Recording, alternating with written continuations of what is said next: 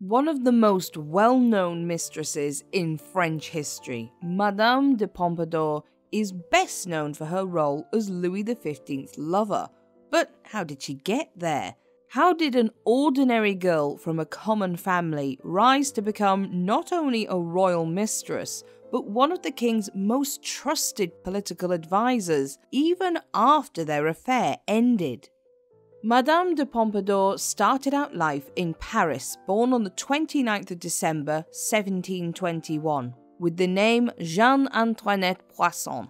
Her parents were François Poisson, a supplier for the army, and his wife, Louise Madeleine de la Motte, a perfectly ordinary middle-class family who were doing well for themselves. And she would have a baby brother come along in 1725 by the name of Abel François. However, there were persistent rumours that Jeanne's father was actually a man called Charles-François Paul Lenormand de Tourneham, a financier and tax collector for the king. However, many of these rumours about Jeanne's mother came later when her enemies wished to blacken her name, and we have no reliable way of knowing if they are actually true or not.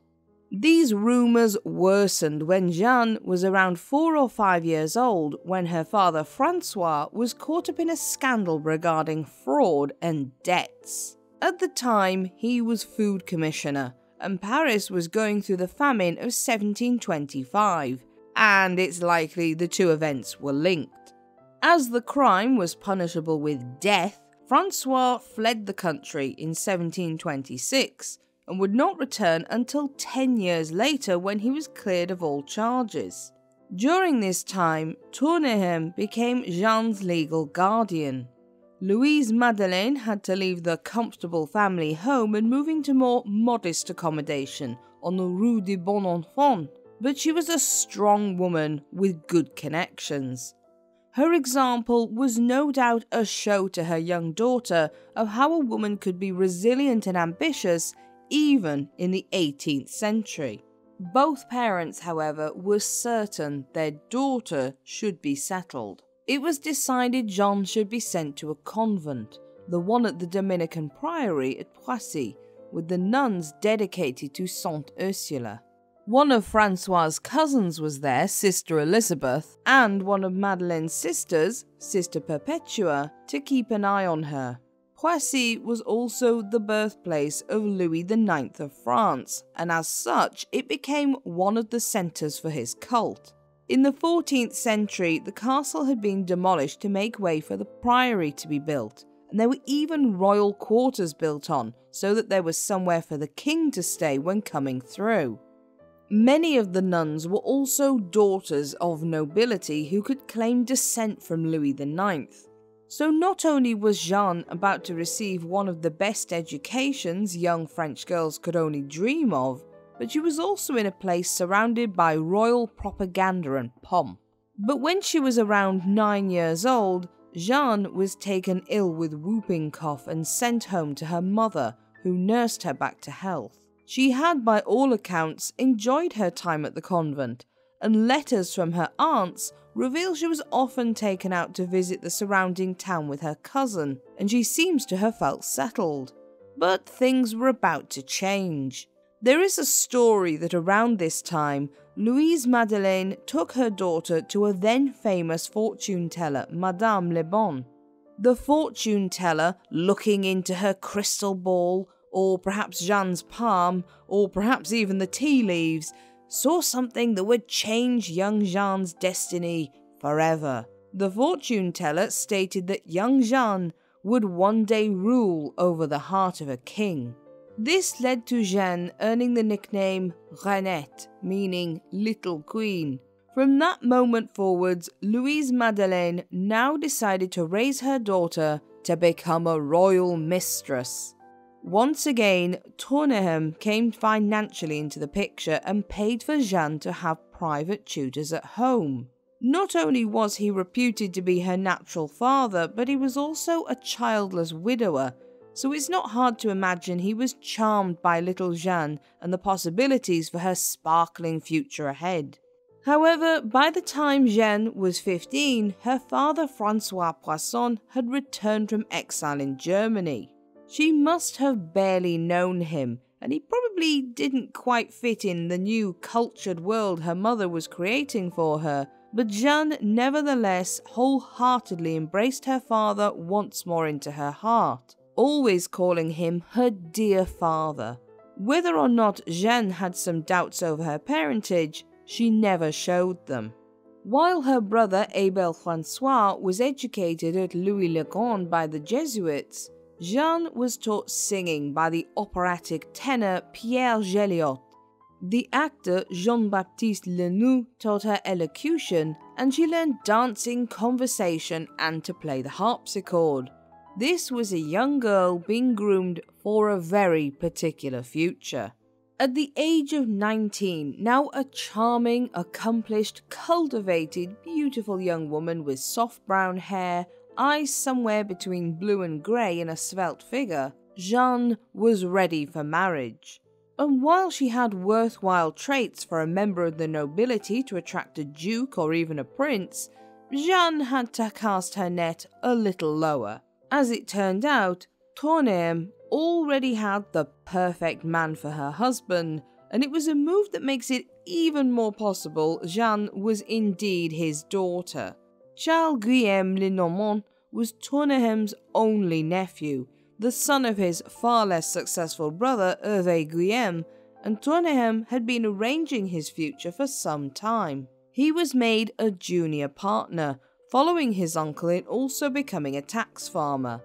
In December 1740, Tournehem then made Charles his sole heir, disregarding all other nieces and nephews, and then he suggested him as a husband for Jeanne.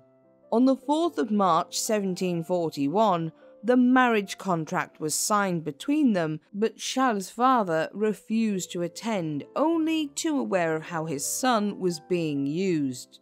Poor Charles was obliging but shy and very hopelessly in love with his new wife, and Tournehem also gifted them his estate of Étiolles when they were officially married a few days later on the 9th, moving in with Tournehem at the Forest Side estate. It wasn't long after her marriage that Jeanne fell pregnant with her first child. However, her health, ever fragile, became a cause for concern once more. In September, she wrote a letter to her father asking him not to worry about her, but also stating that she had had 2 fevers during her pregnancy. In December 1741, she gave birth to a little boy, but he had died by the early part of the following year. In 1742, Jeanne also began to involve herself in the salons of Paris, creating her own at Étiolles. A salon at that time was a gathering held by a host, with the aim to both educate and entertain.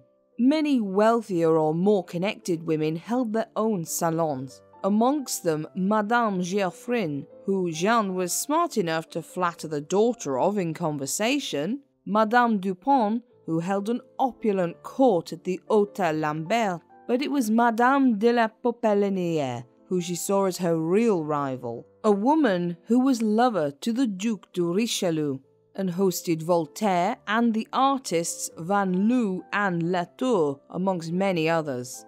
Jeanne could not compete with the sophisticated elegance of the Parisian salons just yet, instead having to be content with the countryside beauty of Étiolles. Jeanne had not only learned well in music and dancing, but also reportedly had a beautiful singing voice, and she understood how to put these talents to good use.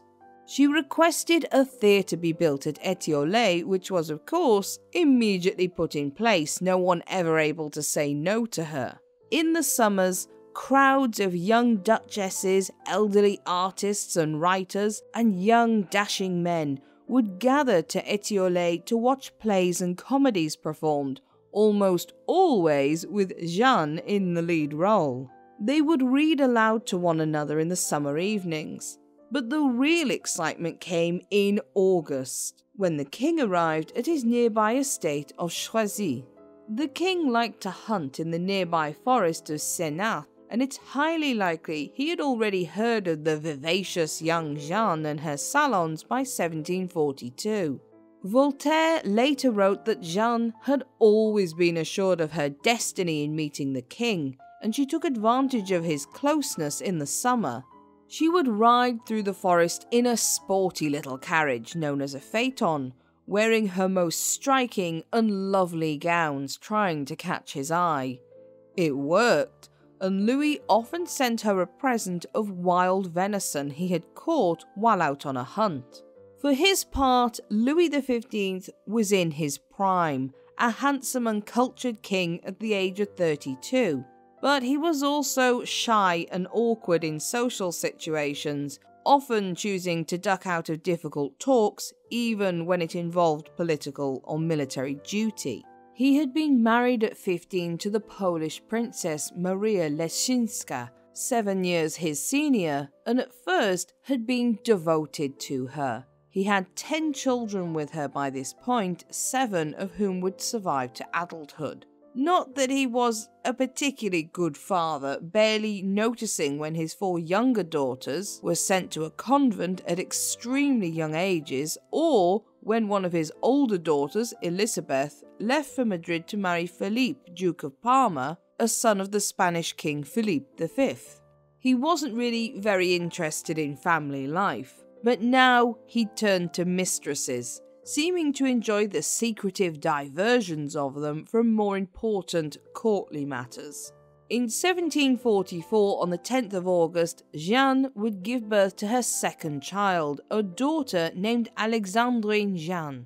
The little girl would be doted on by her family, but especially her grandfather Francois, as noted in a later letter by Jeanne, who jokingly lamented at how grandparents spoil their grandchildren. The little girl was given the affectionate nickname Fan-Fan. On the 8th of December 1744, the king's current mistress, who had been briefly sent from court, Marianne de Mailly, died in her bed at the age of just 27. It was suspected poisoning by her enemies, highlighting the dangers of annoying the wrong people as a royal mistress, but it nonetheless left a vacancy. After Mailly's death, the king, who had also within a few years lost one of his daughters, his mother figure governess from his childhood, and Cardinal de Fleury, his father figure who had ruled with royal assent for many years, was lonely and despondent. France was involved with Charles Edward Stuart, the Jacobite pretender, otherwise known to history as Bonnie Prince Charlie, and they were gearing up for another attempted landing in Scotland.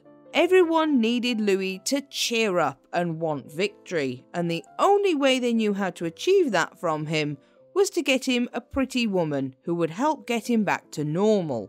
While we're not completely sure when the first time the king was fully introduced to Jeanne is, there were reports in early 1745 that Louis had been seen at 2 masquerade balls, dancing with an unknown beautiful woman. On the 24th of February, Jeanne received a formal invitation to a ball the following night at Versailles, which was to celebrate the marriage of the Dauphin Louis to Infanta Maria Theresa of Spain. The young couple came through to the crowd in the Hall of Mirrors, the Dauphin dressed as a gardener and Maria as a flower seller, followed by 8 large and moving yew trees made of papier-mâché. These yew trees were in fact disguised courtiers, and the king was amongst them. As soon as they entered, the ladies of the court descended on them, knowing one of them was a royal. But it was Jeanne who caught the king's eye, and the two never left each other's side that night. It was their first public sighting together. More sightings of them followed over the next 2 months at more balls and seen together at the ballet and theatre, in separate boxes but still in view of each other.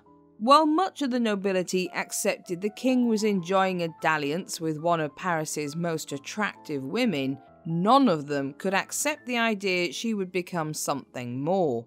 The idea of the king taking a mistress from the bourgeoisie was simply unthinkable. But by March 1745, Jeanne had been installed in the small suite of rooms at Versailles that Madame de Maille had once occupied. A bedroom, a small sitting room, and a reception room, all close to the king's petit cabinet, his studies, libraries, and drawing rooms, where Jeanne would also meet his inner circle at dinner parties. On the 7th of May, the official separation of Jeanne and her poor husband Charles was announced. One can only hope he found happiness elsewhere. By June, she was declared as one of Louis's official mistresses, as his maîtresse en titre. It went down like a lead balloon with most of the courtiers, but it was obvious that the pair were actually in love. Jeanne, having won her shot, made sure she threw everything at flirting and seducing the king, and Louis would no doubt have been bowled over by the elegant, entertaining woman who was now so familiar and publicly romantic towards him. But there was a rule that no mistress of the king could be without a title, something that would be repeated many years later with Madame du Barry. On the 24th of June, Louis gave Jeanne the title, coat of arms, and estate of the Marquisate of Pompadour, making her the Marquise. She was now officially the title known to most people, the Marquise du Pompadour or Madame du Pompadour. A few months later, on the 14th of September, Jeanne was formally presented to the king at court. She wore the customary black robe de cour, an elaborate gown with her jewels, face rouged up as all court ladies should be, and looking as elegant as ever. She curtsied before the king, murmured a few words. The king nodded at her with unhidden embarrassment at the whole spectacle, and she did the requisite 3 curtsies before walking out backwards carefully. Jeanne was then taken through to the Queen's rooms, and everyone held their breath for what would be said. But Queen Maria was not daunted, and she spoke to Jeanne about a mutual acquaintance of theirs without batting an eyelid.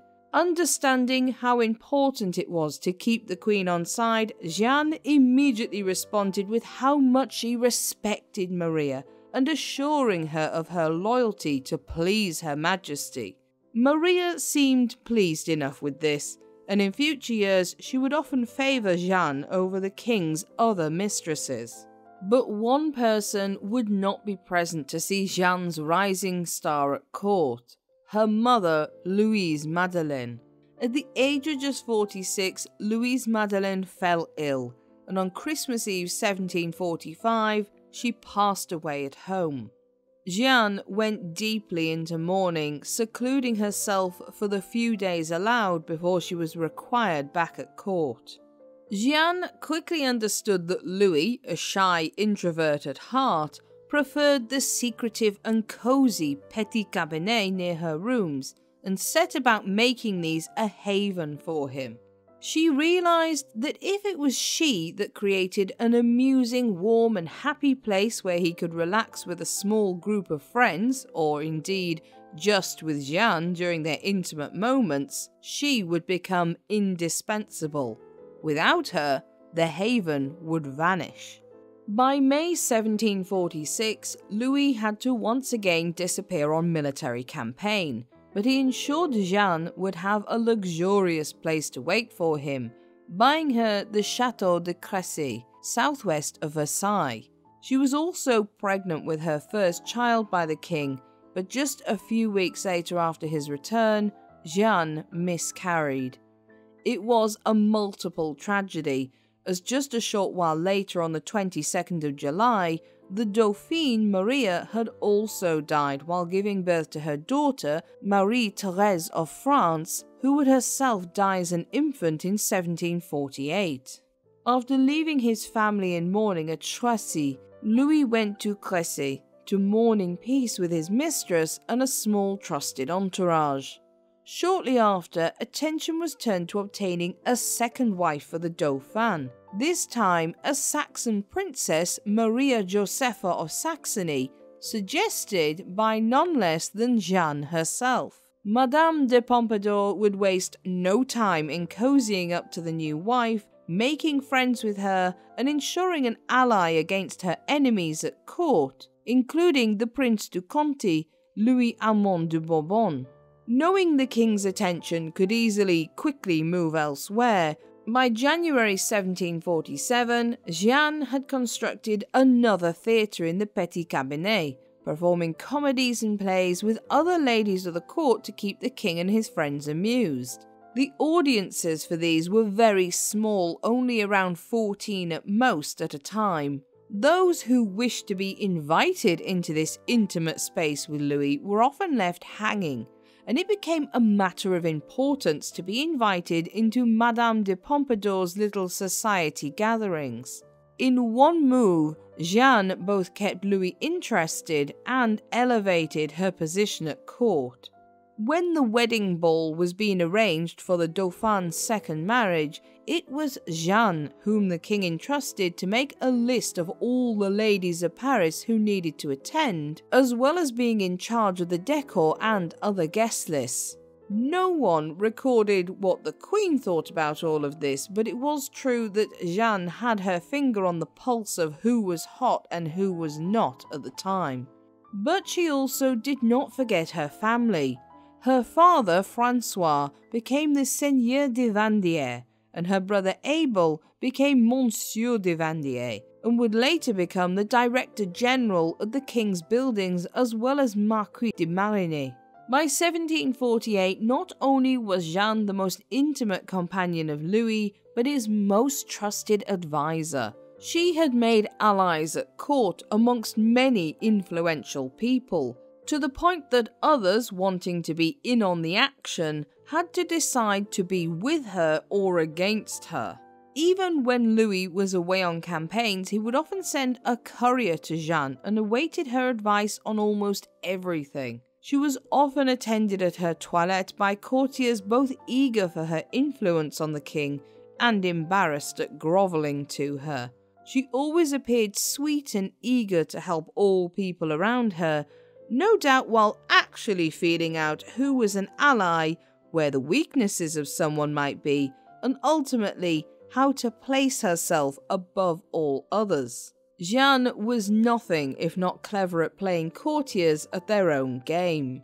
She also set to work winning over the royal family. She commissioned Nattier, a famous painter of the day, to create a portrait of the king and queen's 3 youngest daughters, still away at the convent. The queen was overwhelmed at the wonderful painting, and arrangements began to be made for the return of the eldest daughter to Versailles off the back of this event. But Jeanne's whirlwind life of parties, late nights, theatre productions and meetings with the king took their toll on her health, and sometime around 1748 she suffered yet another miscarriage. Many courtiers muttered about Jeanne seeming to keep Louis away from more important matters of state, and that she barely allowed him any time to himself.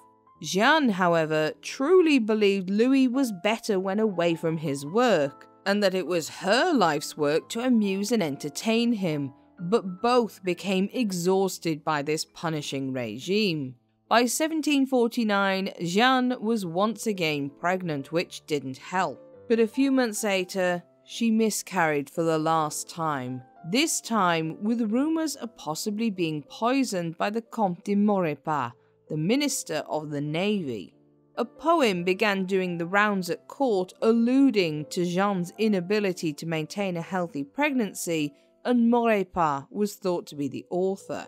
Jeanne feared for her life, and she spoke about this with Louis, who dismissed the Comte from court. The nobility was stunned, and it only fueled rumours that the king was enthralled to his mistress. But their affair would eventually end. In 1750, Jeanne's sexual relationship with Louis came to an end, largely in part due to her ill health. Suffering from the effects on her lungs of bronchitis and whooping cough, her 3 miscarriages and a lowered libido, it went hand in hand with Louis in 1751 being forced to renounce his mistresses and repent his sins, as it was a jubilee year. However, Jeanne's position at court remained high and she simply moved to being the king's friend. Despite not being able to have sex anymore, she was still one of the most trusted people Louis had around him, especially as he preferred familiar faces, and Jeanne could be relied upon to not only tell the truth but also to offer sound advice. She backed this up with a commission from the sculptor Jean-Baptiste Pigalle of herself as friendship or amitié, offering herself humbly to a sculpture of Louis, her hand over her heart. She would continue to be a prominent person at court, and in October 1752, Jeanne would be raised to a duchess, and by this point, she had also been moved to large palatial rooms on the ground floor at Versailles. But her personal life also took blows, starting with Tournehem's death in 1751. This was followed on the 4th of June 1754 by the death of her only living child, Alexandrine Jeanne, at the convent of the Assumption, where she was receiving an education. Jeanne was unable to get to her daughter in time, and despite Louis himself sending 2 of his own doctors, the little girl was already dead when they arrived. It devastated Pompadour and her father Francois. He also died 11 days later of a broken heart on the 25th of June 1754. Jeanne was now left with just her brother Abel Francois still living, and she retreated into mourning with him. Events around Jeanne, as well as her previous duties, meant that she took on an increasing amount of political duties, such as appointing advancements, offering favours, and contributing advice to both foreign and domestic policy. Essentially, Jeanne played at being Prime Minister. This gave the impression once again that she was in charge and was being despotic with her favourites, but in fact Louis still had final say over everything. In 1755 she was approached by Wenzel Anton, Prince of Kaunitz-Riedberg, an Austrian diplomat. He wanted her to take part in the negotiations which would eventually lead to the Treaty of Versailles and the alliance between France and Austria. This alliance would lead to France's involvement in the 7 Years' War, and a loss for France of their American colonies and defeat at the hands of the Prussians. Despite this, Pompadour continued with her support, even though this war would leave France bankrupt and struggling politically in Europe. Jeanne was also responsible for bringing Étienne François de Choiseul, Duke of Choiseul, into office as foreign minister as he allied with her, supporting his policy of suppressing the Jesuits and the 1763 Treaty of Paris, which did formally end the 7 Years' War. In her personal life with the king, it was rumoured Jeanne took part in setting up a harem in a small house within the Parc aux Cerfs. In actual fact, there was no harem, but it was a place the king would meet with a single woman at a time. Still presumably in love with the king, she was jealous of any time he spent with a lover, but hidden away on the grounds of Versailles was better than having to compete with a pretty and clever court favourite. She once stated, "It is his heart I want. All these little girls with no education will not take it from me. I would not be so calm if I saw some pretty woman of the court or the capital trying to conquer it." Jeanne also became a great patron of the arts. She paid for the construction of a porcelain factory at Sèvres in 1759, later buying it outright, and it became one of the most famous porcelain manufacturers in Europe. She also patronised several artists, including Jean-Marc Natier, François Boucher, Jean-Baptiste Réveillon, and François-Hubert Duret. Jeanne was also responsible, through her building projects and decor at Versailles, for encouraging the Rococo style that became synonymous with France at this time. With the help of Boucher, Jeanne even dabbled in printmaking, creating her own print engravings. She also had a huge library filled with books in both English and French, and she even had some of her own copies of books printed on her own press, as well as collecting others. Louis remained devoted to his former mistress, and this would be proven in 1764 when she fell ill with tuberculosis. The king stayed by her side and helped nurse her himself. Jeanne was only 42 years old, but after a lifetime of hard and fast living coupled with poor health, it was too much. On the 15th of April at around 7:30 in the evening, Jeanne passed away with a stoicism towards her death as she had in life towards most encounters. Her body was taken away on the 17th as Louis watched from a balcony with one of his valets and remarked, "Voilà les seuls devoirs que j'ai pour rendre," or, "Behold, the only respects I can pay her." He turned back into his study with tears on his cheeks, and the body of Madame de Pompadour disappeared into the rain.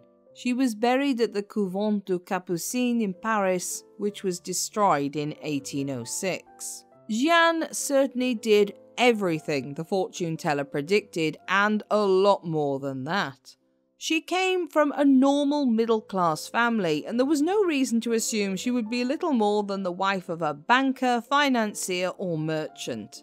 But her charm, good looks, and sheer force of will transformed her into a woman who felt her destiny with such surety that she pushed herself not only into the courtly life of Versailles, but made herself the mistress of it all.